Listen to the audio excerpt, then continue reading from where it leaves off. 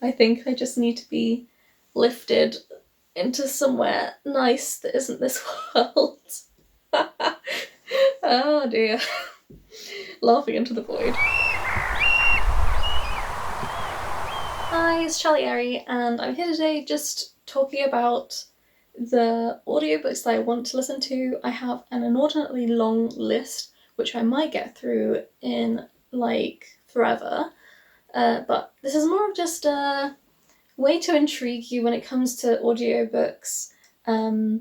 If you use a certain app like I do, Scribd, then you might be interested to hear just what's on there, because it can be quite a task searching through these apps sometimes and just seeing what they have on there that you might be interested in.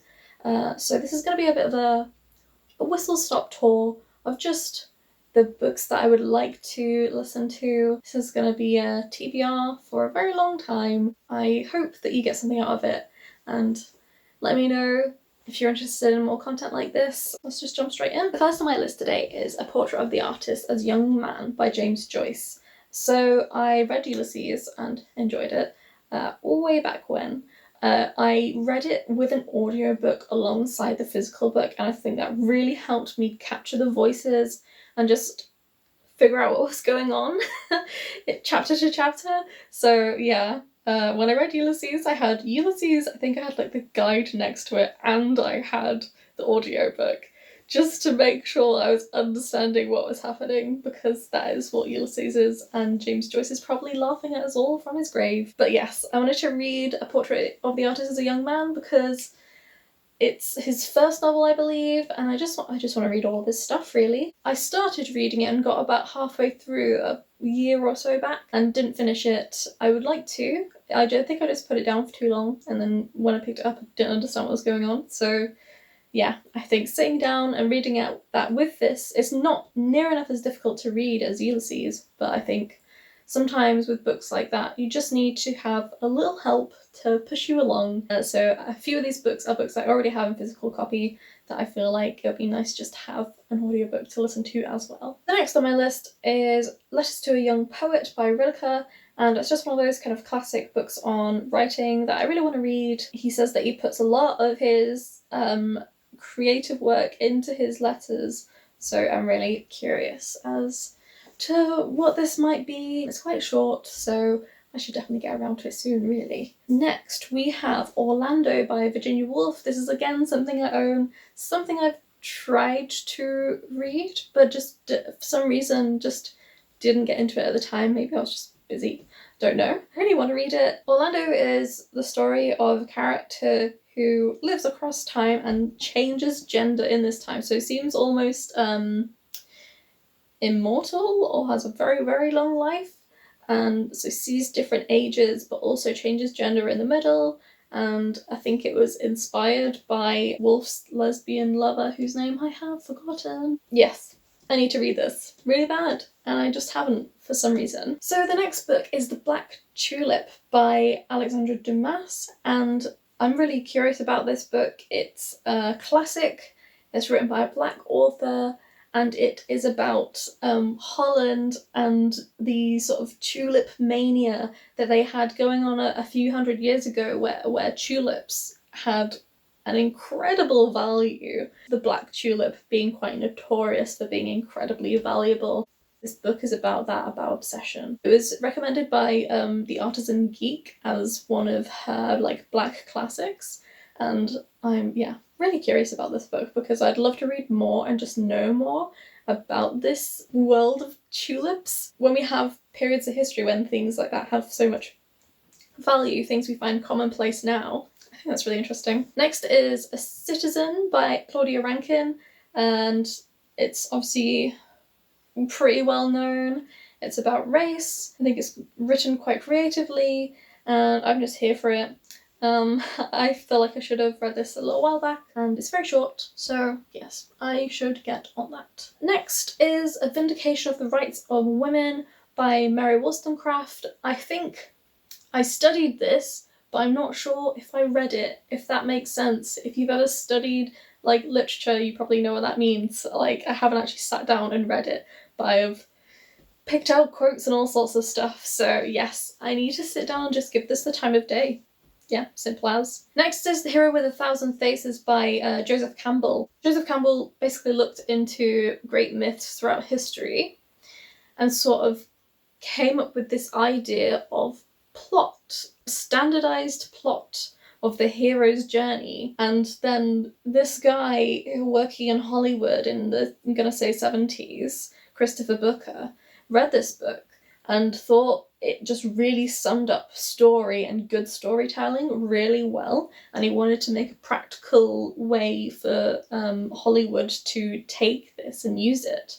So he wrote a memo, and it got around, and a fellow called George Lucas, I think, liked it, and yeah, so Star Wars, the first trilogy, is like a perfect example of a hero's journey, I believe. This way of storytelling has permeated throughout Hollywood ever since, and obviously in novels and books as well. It's a really important piece of history and also a way to learn storytelling, and I just need to read it. I bought a physical copy. It was during one of the breaks of lockdown, whenever it stopped at some point last year. I went to my local like old bookshop and bought it on a whim. And I thought, yes, I need to read it, but I need a little help. So I'm going to read it alongside an audiobook because it is quite heavy. Lots of big Greek stories in there. So yeah, a little help won't go amiss. The same, well, not the same for the next one, but I own a copy of Geek Love by Catherine Dunn, and I would just like to read an audiobook along with it, or have an audiobook so I can take it on a walk with me, or something like that, just to make it easier to read. I quite like having the option of both. Next is Mr. Loverman by Bernardine Evaristo, and I haven't actually read any of her stuff before, but this sounds like a beautiful story. So this book is about a 74-year-old man who's been leading a double life. He has the wife, the kids, but he also has a lover who has been his lover since childhood, who is a man. And I just think this is really interesting. This kind of reflects some of my family history somewhat. And I think this story is basically him trying to bring this all to light and try and bring these two secret lives together, basically.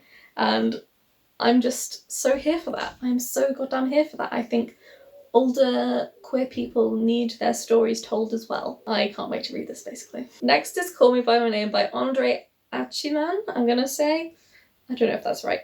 But yes, I really love the movie. If you haven't seen it, do. It broke my heart. I absolutely love it. I would like to read the book, basically. That's all there is to it. Next is Grief is the Thing with Feathers, which is a lyrical novel written by Max Porter.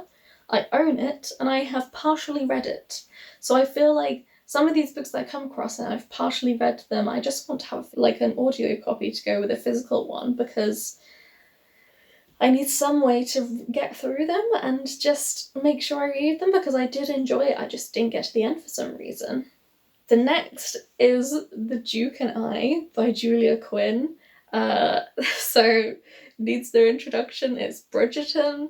I'm not sure, I don't know if I can dedicate myself to like 9 books. I'm not a huge fan of series. I will occasionally fall in love with one, but I don't like everything I read to be a series, because in the end, sometimes it just feels like a way to make more money, and I'm not here for that. I'm really not.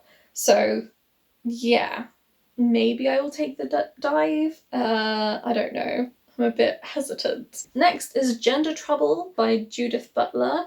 I own it. I've quoted it in many essays. I've tried to start reading it, but Judith Butler's writing is notoriously difficult to read. I think she got the prize for like the most unreadable paragraph or something like that.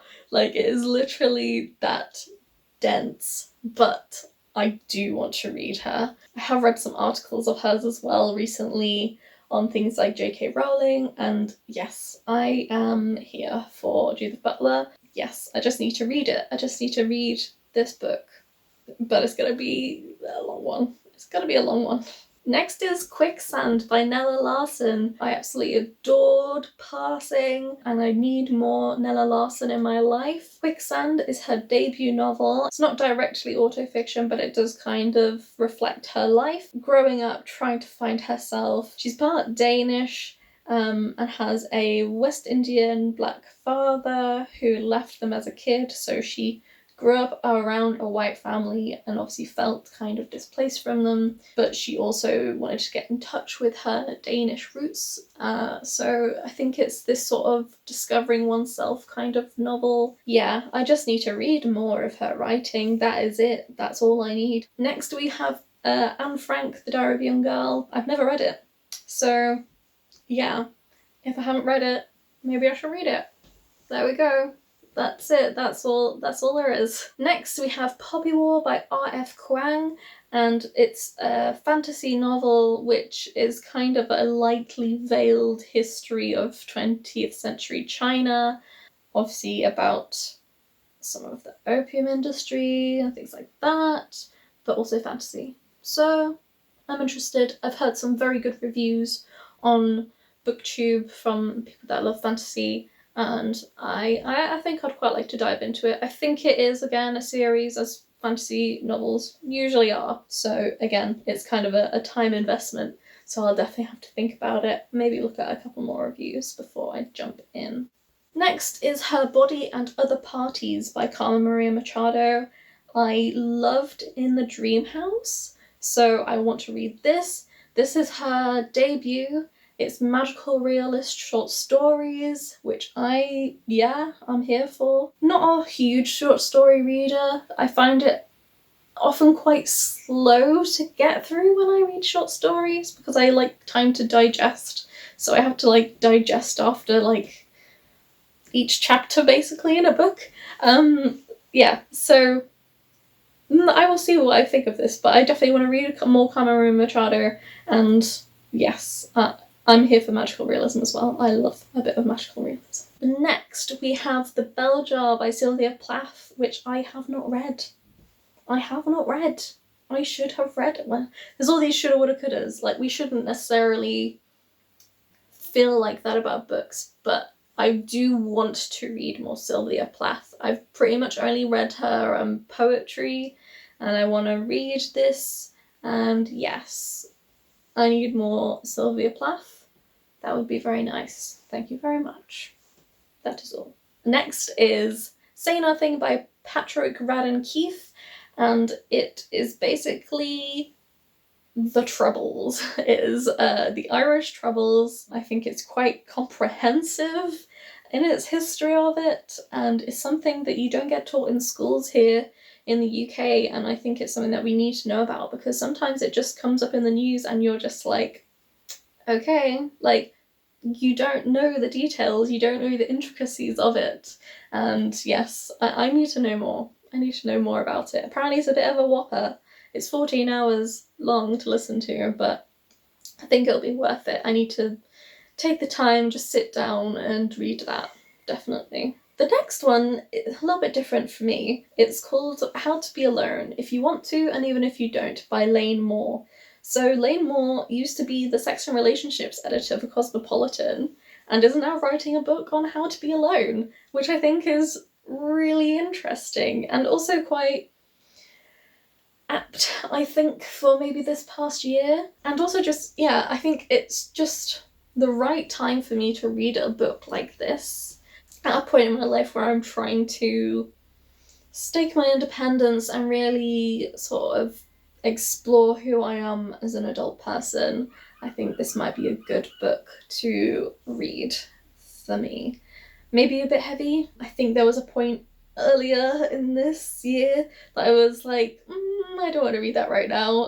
I'm not ready for that right now. Which is the same as the next book, which is What My Mother and I Don't Talk About, which is a collection of writers talking about, I think they're mini essays. It's edited by Michelle Philgate, and yes, I think this will be heavy. I think this will be a heavy book to read. And it was another one in January where I was like, No, I need the warm hug of Becky Chambers right now, I think. I don't think I'm ready for this, which really isn't me. I'm usually really, really ready for something pretty dark and deep.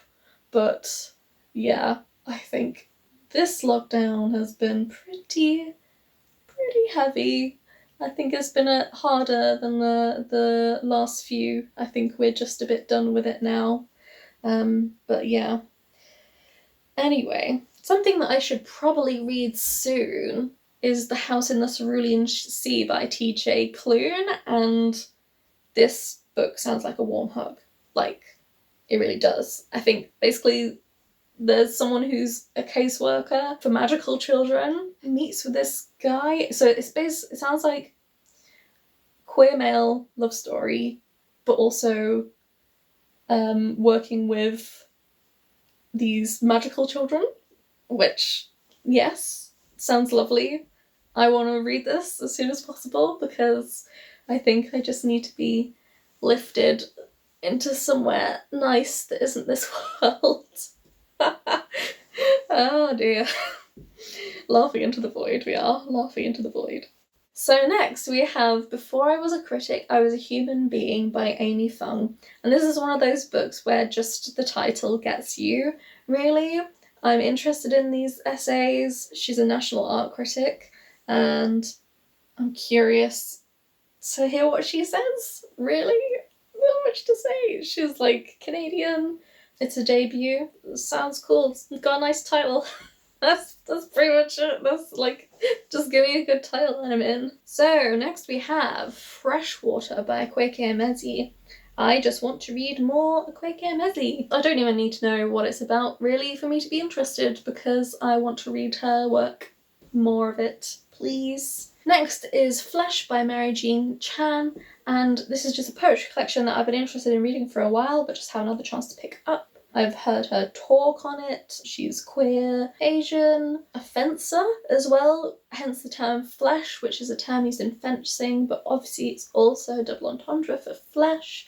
It's in the body, so it's reflections on this, it's reflections on her mother, it's reflections on fencing, it sounds like an interesting combination of things really, and I think I've heard one or two poems from this through podcasts, and she sounds like a good poet, so yeah, I'm here for that. I'm sold. So next we have Saigon by Phuc Tran, and this is a memoir, a story of them growing up, having to move from Saigon to America and sort of assimilating into this new culture. It sounds good. That's it. It just sounds good.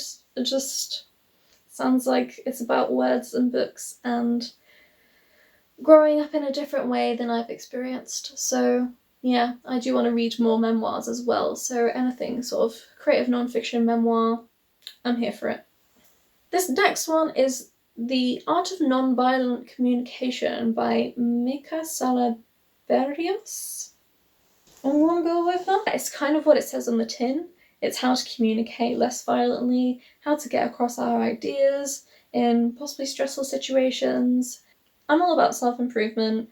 I'm all about trying to communicate better. Communication is key to everything. It's usually the reason why most problems in life, culture, the world occur, because a lack of or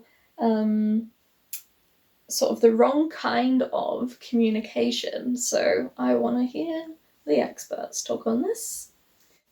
Next is Upright Women Wanted by Sarah Gailey, and basically I was going to get this for my partner for Christmas, and I think it ran out, it like sold out or something, and we would have had to wait for ages, so didn't get it in the end, and I think I should still read it really. I might try and listen to it with my partner if he wants, and yeah, it's basically queer western. It's like a queer western, that's it really. Queer feminist western. And that sounds like fun to me. That's all I need to know. Next is The Science of Storytelling by Will Storr. It came out last year, and it's a book on storytelling, so I'm all here for it. I find a lot of books on writing and storytelling are written by men, and I'd love to read more women's ones and dig them out. I'm really curious about Ursula Le Guin's book on writing, which I need to dig out at some point. I think it's quite hard to find because nowhere has reprinted it in a while, so yes, need more women writing on writing. But for now, I will take Will Storr. I will take him. I will take his I will take his writing anyway, because I'm always ready to read about stuff like that. I love the theory of writing. Next is Earth Eater by Dolores Reyes, and it's about an Argentinian woman who eats mud. She's compelled to eat mud and then sort of takes on... It's magical realist. She seems to learn about maybe dead people from it, and it sort of brings the community around her, where they sort of disclose things about their past or things about their culture and their ancestors. It sounds interesting to me. I love a bit of magical realism. So yeah, I'm curious. It's won a couple of awards as well last year, so we will see. Next is Courting the Wild Twin by Martin Shaw. I've had this save for a little while. Recently I heard Jem Campbell talk about it as well. I think she's going to read it. And again, like an exploration of story, but this is exploration a bit more of fairy tale and using that to talk a bit more philosophically about the world right now. Martin Shaw references a couple of stories in which a wild twin is involved, and I think wild twin can be nature, it could be maybe the shadow self, and exploring what this means, getting in touch with this darker, wilder side of ourselves, and yeah, what that means for us and what that can mean into the relation of the world right now. I assume this book's going to be about like the climate crisis a bit, but also interweaving fairy tale stuff, and that sounds really interesting to me. The next book is about fairy tales also, but it's called Disfigured, on Fairy Tales, Disability and Making Space by Amanda Leduc. Apparently it's not quite deconstruction of fairy tale and not quite memoir, it's like a mix between both, which sounds intriguing. I kind of want to read a couple of more reviews before deciding to read it or not. But yeah, I think this sounds interesting. I've been enjoying memoir, I've been enjoying non-fiction recently, so yeah, up my street. I will see if I will like it. Next, I'm not sure on, but I've heard it recommended a couple of times. It's Wow No Thank You by Samantha Irby. I've not read anything of hers before. Apparently she writes quite funny essays. She's also a lesbian, which is kind of what interested me. Not necessarily funny essays, so I will just have to see. Maybe I will just give it a try and listen to like the first one and see how I feel. The next one is Little Eyes by Samantha Schweblin. It came out last year, and I think I just need to read the description to you because I don't think I can do it justice. It was Man Booker shortlisted, by the way. They've infiltrated homes in Hong Kong, shops in Vancouver, and the streets of Sierra Leone, town squares of Oaxaca, schools in Tel Aviv, bedrooms in Indiana. They're not pets, nor ghosts, nor robots. They're real people. But how can a person living in Berlin walk freely through the living room of someone in Sydney? How can someone in Bangkok have breakfast with your children in Buenos Aires without you knowing? Especially when these people are completely anonymous, unknown, untraceable. The characters in Samantha Schweblin's wildly imaginative new novel Little Eyes reveal the beauty of connection between far-flung souls, but they also expose the ugly truth of our increasingly linked world. Trusting strangers can lead to unexpected love, playful encounters, and marvellous adventures. But what if they can also pave the way for unimaginable terror? Schweblin has created a dark and complex world that is both familiar yet strangely unsettling, because it's our present and we're living in it and we just don't know it yet. So I feel like this is like a magical realist exploration maybe of the internet and globalization, and I think I actually have like goosebumps right now reading that, so I think I need to read that soon. Next is Pew, which I have no idea. I just have no idea what it's about, but Jen Campbell recommended it and said it reminded her of Get Out, and I'm like, okay, I'm sold. I don't need to know anything else, so gonna read that at some point. Next is The Death of Vivek Oji by Akwaeke Emezi, and again, I just want to read more of their work. That's all. That's it. I really enjoyed Pet, so I want to read more of their adult fiction. This is about the death of Vivek Oji and then I think the aftermath. I will read anything of hers right now because I need more. Next is Outline by Rachel Cusk, and her books have caught my eye in bookshops before because they look really interesting. I think I was actually put off that this novel is part of a series, but it is, but I'm curious. So this is a novel in 10 conversations and is about someone teaching a creative writing course in Athens. I think it's one of those ones where the covers draw you in and you think it might be interesting, and a sort of novel in 10 conversations sounded interesting to me as well. The sort of vignette, cigarettes and coffee kind of style is what I'm imagining. So we will see. We will see. There's only 2 more now, so stick with me. The next one is Fake Accounts by Lauren Euler, and this starts with a woman discovering that her boyfriend is an online conspiracy theorist, and then I think just upping and moving to Berlin to escape her life, I think. It's kind of about the internet, and yeah, it's a debut novel by identity and authenticity, and could be interesting. It was recommended by Let's Talk About Books Baby, and that's what got me interested in the first place. So yeah, I think I'm kind of just trusting the review in that case. Sometimes I like to just do that and then read something without knowing too much about it. Let myself be surprised. The last book is Writing into the Wound, Understanding Trauma, Truth and Language by Roxane Gay. I haven't read any Roxane Gay before, and I don't know if this is the best to start with because this reflects on some of her past writings. So she wrote Hunger, which is about her relationship with eating and weight. That involves a lot of trauma, other parts of her writing, and yeah, so this book explores the way she has explored trauma and her own trauma in her writing, and how the act itself can be traumatizing, and even it being critiqued can be traumatizing. How we toe that line between, you know, what is oversharing and what is giving to our work, and how much should we give to our work. And I think that sounds really interesting. As a writer myself, like, I want to explore those deeper, darker parts of myself, but I also don't want to do damage. Yeah, I do feel like maybe I should read her other stuff before I get to this though. Definitely. Maybe. Yeah. That's it for this week. I hope you enjoyed this. I hope you got some ideas of audiobooks you might listen to, or just books in general that you might give a go. And that's it. I'll see you next week.